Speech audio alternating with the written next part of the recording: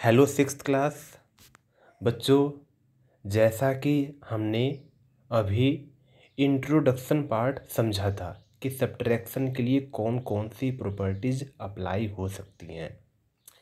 I hope आप लोगों ने वो अच्छे से केयरफुली समझा होगा, देखा होगा। तो बच्चे अब आओ हम करेंगे एक्सरसाइज 3B। बच्चे 3B के फर्स्ट क्वेश्चन में क्या लिखा है? Perform the following subtraction, check your result by corresponding additions. बच्चे यानी आपको ये कुछ क्वेश्चन दिए हैं, कुछ नंबर हैं, 2 नंबर दिए हैं, इनको सब्ट्रैक्ट करना है। 3 पार्ट्स हैं, तीनों पार्ट्स में सब्ट्रैक्शन दिया हुआ है। आपको सिंपली सब्ट्रैक्ट करना है, जो कि आप करते हो। लेकिन सिर्फ और सिर्फ सब्ट्रैक्ट ही नहीं करना, सब्ट्रैक्ट करने के साथ साथ आपको चेक भी करना है। कैसे चेक करोगे? कोरस्पॉन्डिंग एडिशन के द्वारा। अब ये क्या होता है? अब एडिशन का केस कहाँ से आ गया? अब कहोगे सर आप कह रहे हो सब्ट्रैक्शन करने के लिए, फिर कह रहे हो एडिशन करने के लिए। बच्चे बताऊंगा, मेरी बात सुनो। आपको करना तो आपको करना तो सब्ट्रैक्शन ही है, लेकिन एडिशन का यूज करके बच्चे आपको बस चेक करना है क्या मेरा जो आंसर आया है वो सही है या गलत है।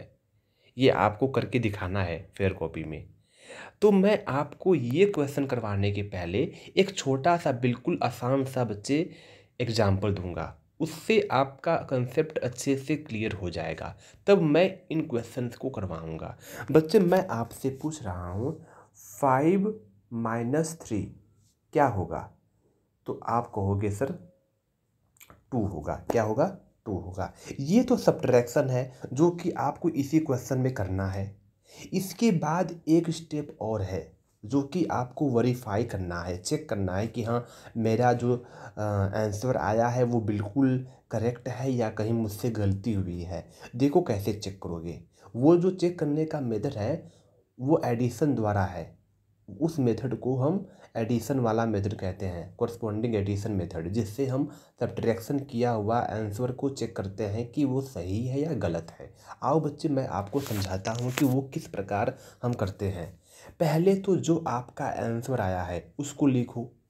आपका आंसर क्या आया है? 2 आया है, तो 2 को लिखो। ये एग्जाम्पल है, कहीं तुम सही में फेयर कॉपी में कर दो। ये सिर्फ एग्जाम्पल है समझने के लिए। जो फेयर कॉपी में करने लायक है वो ये है, इसको भी करवाऊंगा लेकिन अभी रुक जाओ। ठीक है बच्चे, 2 आ गया। उसके बाद आप ये देखो कि आपने किस नंबर को माइनस किया था। आपने 3 को माइनस किया था। ये मत देखो किस में से माइनस किया था, इसको नहीं देखना। इसको देखना है कि आपने किसको माइनस किया था। आपने बच्चे 3 को माइनस किया था। तो क्या करो, प्लस कर दो। क्या कर दो? प्लस कर दो 3 को। हमें क्या करना है? कोरस्पॉन्डिंग एडिशन द्वारा चेक करना है। तो हम चेक कैसे करेंगे? एडिशन करके। किस में से किसको एडिशन करना है? किसको किस में एडिशन करना है? जो आंसर आया है वो और जिसको आपने माइनस किया है वो, उन दोनों को बच्चे प्लस कर दो। प्लस करोगे तो क्या आएगा? ये 5 आ गया। क्या आ गया? 5 आ गया। यानी बच्चे ध्यान से समझना, बहुत ही इंपॉर्टेंट बात समझा रहा हूँ। यानी जिस नंबर में से आपने माइनस किया था, किस में से माइनस किया था? 5 में से, वही नंबर वापस आ गया। यदि ऐसा होता है, यदि एडिशन करने पे वही नंबर वापस आता है जिसमें से आपने माइनस किया था, इसका मीनिंग आपका जो आंसर है बिल्कुल करेक्ट है। यानी आपका जो आंसर 2 आया था बिल्कुल सही आया था। आओ एक छोटा सा और एग्जांपल देता हूँ। देखो बच्चे, बातों को समझने के पहले या बातों को समझने के लिए हमें छोटे एग्जाम्पल की ही आवश्यकता होती है। छोटे एग्जाम्पल का सहारा लेंगे तो हम बड़े बड़े क्वेश्चन भी कर देंगे। आओ एक एग्जाम्पल और आपको समझाता हूँ। जैसे बच्चे मैं कहूँ, बताओ 12 में से आप माइनस करो 9 को। किसको माइनस करो? 9 को। तो बच्चे 12 में से 9 को माइनस करेंगे। तो बच्चे आप 12 में से 9 को माइनस करोगे, क्या आएगा? 3 आ गया। क्या आ गया बच्चे?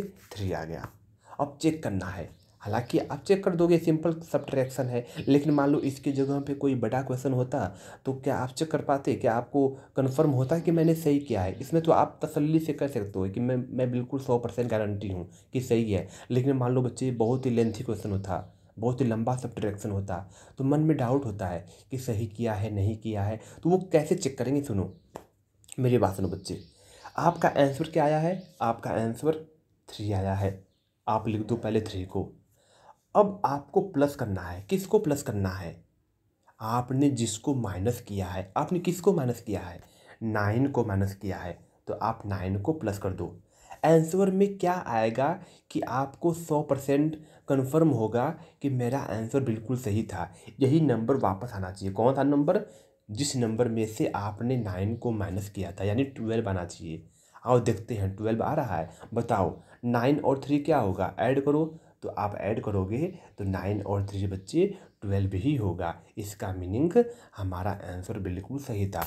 आओ हम इस क्वेश्चन का मैं आपको बस एक पार्ट करवाऊंगा, क्योंकि बच्चे पहले से मैंने आपको छोटे छोटे 2 एग्जाम्पल समझा दिए। अब आपका काम है प्रैक्टिस करना। प्रैक्टिस आप स्वयं करेंगे तभी बच्चे आपका कंसेप्ट और अच्छे से क्लियर होगा। हर एक क्वेश्चन मैं करवाऊंगा बच्चे। इससे क्या होगा? इससे आप बच्चे आपकी हैबिट खराब हो जाएगी। आप मतलब खुद पे डिपेंड नहीं हो पाओगे। आओ एक पार्ट मैं करवाऊंगा फर्स्ट वाला, और सेकेंड और बच्चे थर्ड आप खुद से करना। फर्स्ट पार्ट में क्या है? फर्स्ट पार्ट में बच्चे है 6728 6728 माइनस 872 माइनस 872। बच्चे इसको आओ माइनस करो पहले, जैसे कि आप बचपन से करते आ रहे हो। आपको सिंपली माइनस करना है। तो 8 में से 2 गया 6। क्या 2 में से 7 जाएगा? नहीं जाएगा। तो बच्चे ये क्या करेगा? 7 से 1 कैर वो लेगा, बोरो लेगा। ठीक है बच्चे, कर्ज लेगा, बोरो। तो अब ये बन गया 12।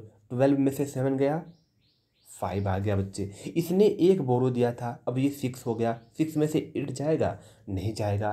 तो बच्चे 6, ये वाला 6 इसको बोरो देगा। अब ये बन गया 16, और 16 में से 8 गया, 8 आ गया। इसने एक बोरो दिया था, अब ये क्या बच गया? 5। तो बच्चे हमारा जो आंसर आएगा वो आएगा 5856, 5856, 5856, 5856। अब बच्चे, अब तो ये आपका आंसर आ गया। ये आपका एक स्टेप हुआ है। अभी अभी क्वेश्चन कंप्लीट नहीं हुआ है। क्वेश्चन में ये भी बोला है आपको चेक करना है।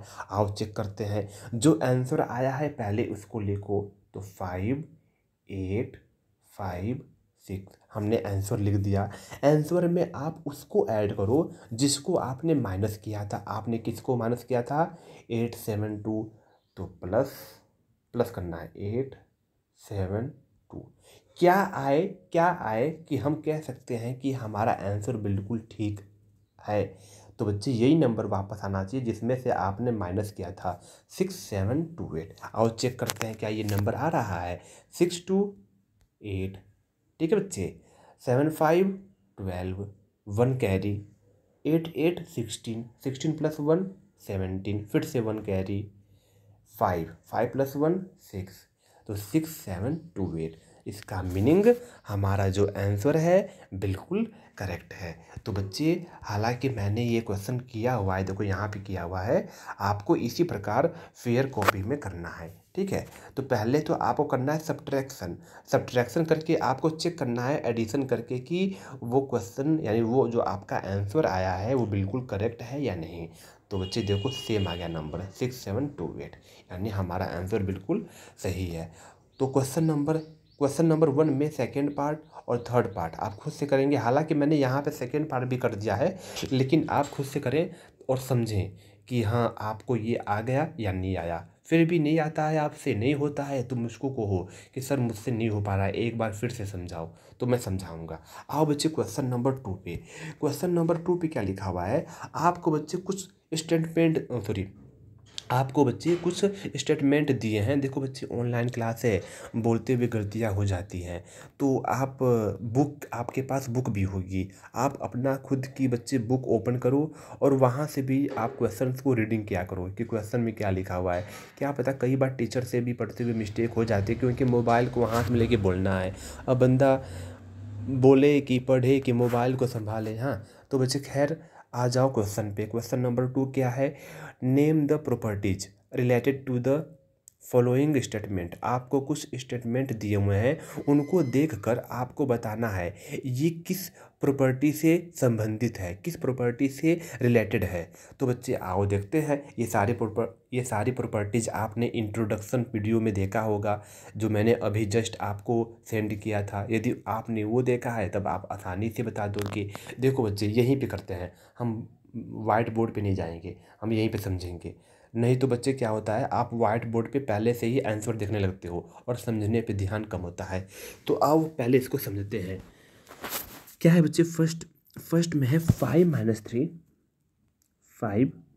- 3 इज नॉट इक्वल टू 3 - 5। ये बताना है कि ये कौन सी प्रॉपर्टी शो हो रहा है या कौन सी प्रॉपर्टी शो नहीं हो रहा है, ये भी कह सकते हो आप।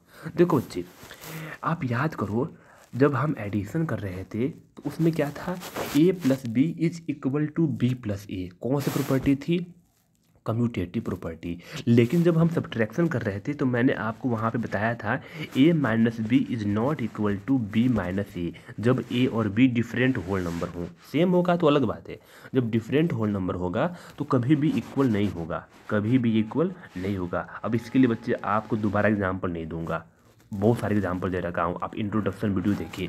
आप इसी को देखो ना, इसी को देखो, 5 में से 3 गया 2 आया, और 3 में से 5 गया, क्या पॉसिबल है, ये पॉसिबल नहीं है। इसका मतलब ये दोनों इक्वल नहीं होंगे, ये और ये दोनों इक्वल नहीं होंगे।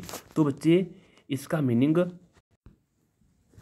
तो बच्चे क्या करेंगे, अब सुनो, ये हमने देखा कि इक्वल नहीं है, यानी ये कम्यूटेटिव प्रॉपर्टी नहीं है। हम सब्ट्रैक्शन में कम्यूटेटिव प्रॉपर्टी नहीं कहेंगे। तो कैसे, आप कैसे लिखोगे, आप लिखोगे not commutative in subtraction. Simple सी बात है। या सिंपल से आप ऐसे लिख दो, subtraction is not commutative, subtraction is not commutative. ठीक है बच्चे, तो आप देखो मैंने यहाँ पर लिखा है सब्ट्रैक्शन इज नॉट कम्यूटेटिव। क्यों नहीं कम्यूटेटिव है, क्योंकि कम्यूटेटिव होने के लिए इक्वल होना चाहिए। क्या इक्वल होना चाहिए, जब हम a में से b को माइनस करें वही सेम आंसर b में से a को माइनस करने पे आए, लेकिन ऐसा पॉसिबल है ही नहीं। मेरी बात समझे, जब पॉसिबल नहीं है बच्चे, इसका मीनिंग ये कम्यूटेटिव नहीं है। तो आप कहोगे सब्ट्रैक्शन इज नॉट कम्यूटेटिव, यही इसका प्रॉपर्टी है। अब बच्चे आ जाओ सेकेंड पार्ट पे। ये क्या है, 9 - 11 is not a whole number, is not a whole number.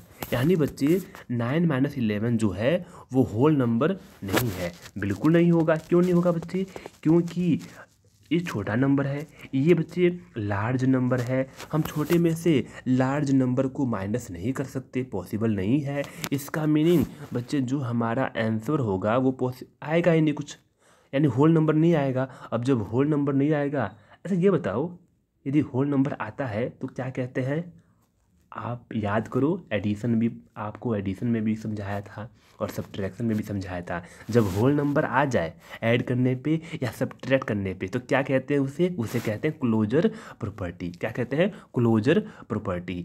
देखो वीडियो आप, मैंने बहुत ही अच्छे से समझाया वहाँ पे बच्चे। खैर, क्लोजर प्रॉपर्टी होगा कब, जब आंसर में हमारा होल नंबर आएगा। क्या बच्चे यहाँ पे होल नंबर आएगा, क्या ये सब्ट्रैक्ट होगा, ये सब्ट्रैक्ट नहीं होगा। इसका मीनिंग आप कहोगे it is not closure, it is not closure to whole number, it is not closure to whole number. Simple सी बात है। या सब्ट्रैक्शन इज नॉट क्लोजर, ऐसे लिख दो।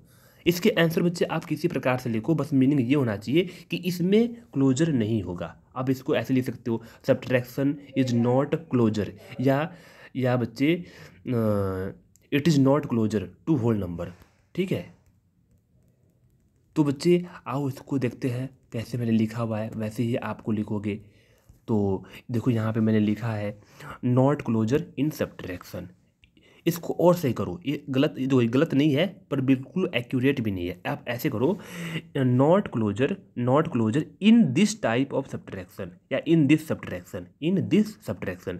ये बच्चा गलत नहीं है, बिल्कुल सही है, लेकिन एक्यूरेट नहीं है, 100% सही नहीं है। इसको और सही करो, इन दिस सब्ट्रैक्शन लिखना,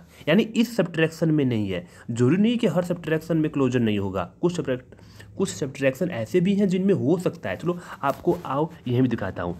थर्ड पार्ट है, क्या है बच्चे, 17 माइनस 8 इज इक्वल टू 9। इसमें आपको बताना है कौन सी प्रॉपर्टी है। ये बताओ सब्ट्रैक्शन करने पे क्या आया, 9 आ गया। 9 क्या है बच्चे, होल नंबर है। इसका मीनिंग यहाँ पे क्लोजर हो रहा है। तो आप कहोगे समटाइम्स क्लोजर इन सब्ट्रैक्शन। तो या इसको और भी आसान भाषा में लिखना चाहते हो, इसको और भी इजी लैंग्वेज में ऐसे लिखो कि closure in this subtraction. Simple सी बात है, क्लोजर इन दिस सब्ट्रैक्शन, ऐसे सब्ट्रैक्शन में क्लोजर है।